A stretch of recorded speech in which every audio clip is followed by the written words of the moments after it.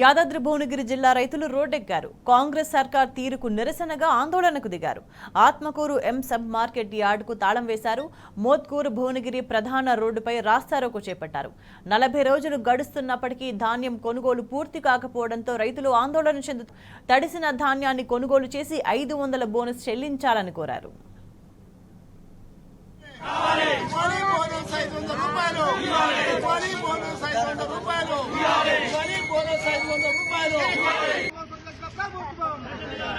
రైతు వ్యతిరేక ప్రభుత్వం కావాలి. ఎంఆర్ఓ గారు వెంటనే బోనస్ 500 రూపాయలు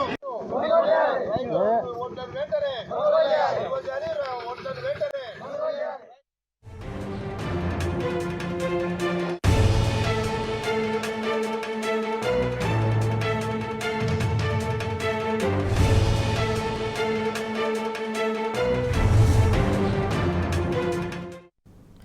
యాదాద్రి భువనగిరి జిల్లా రైతుల ఆందోళనకు సంబంధించిన సమాచారాన్ని మా ప్రతినిధి రాము అందిస్తారు.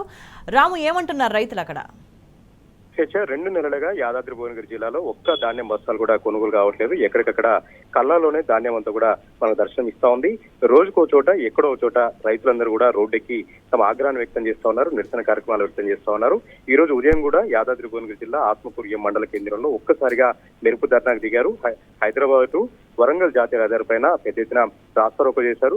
ధాన్యం బస్తాలతో ఎట్టి పరిస్థితుల్లో తమ ధాన్యానంతా కొనుగోలు చేయాలని అక్కడ ఆగ్రహం వ్యక్తం చేస్తూ ప్రభుత్వ వ్యవసాయ మార్కెట్ యార్డుకు తాళం వేసి మరీ రైతులు ఆగ్రహం వ్యక్తం చేస్తూ ఆవేదన చెందినటువంటి పరిస్థితి అక్కడ నెలకొంది. యాదాద్రి భువనగిరి జిల్లాలో దాదాపు 500 ధాన్యం కొనుగోలు కేంద్రాలు పెట్టారు. ఎక్కడికక్కడ పేరుకుపోయి ఉన్నాయి. ఎక్కడికక్కడ ధాన్యం బస్తాలు 1000 మెట్రిక్ టన్నుల ధాన్యం బస్తాలు అక్కడ ఉన్నాయి.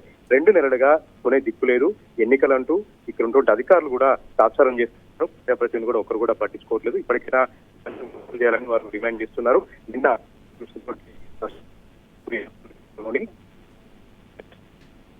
1000 బస్తాల ధాన్యం అంతా కూడా తడిసింది, కొట్టుకుపోయింది. తడిసిన ధాన్యాన్ని కొనుగోలు చేయాలి.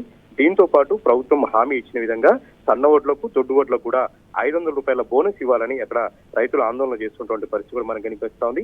దీంతో పాటు యాదాద్రి భువనగిరి జిల్లా కలెక్టరేట్ ముందు కూడా ఇప్పుడు పెద్ద ఎత్తున రైతులు అక్కడ తరలి వచ్చారు. పక్కన ఉన్నటువంటి గూడూరుకు సంబంధించినటువంటి రైతులు, సూర్యపల్లికి సంబంధించినటువంటి రైతులు కూడా ఎట్టి పరిస్థితుల్లో తమ ధాన్యాన్ని అంతా కూడా కొనుగోలు చేయాలని వాళ్ళు ఆగ్రహం వ్యక్తం చేస్తా ఉన్నారు. మరికొద్ది రోజుల్లో వానాకాలం సంబంధించినటువంటి సీజన్ కూడా ప్రారంభం కాబోతోంది.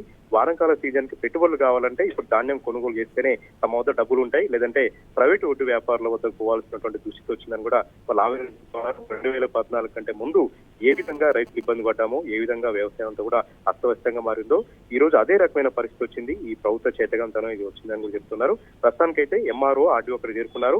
ధాన్యం కొనుగోలు చేసేంత వరకు ధర్నా విరమించలేదని అక్కడే కూర్చున్నారు. స్వేచ్ఛ. రైట్ రాము.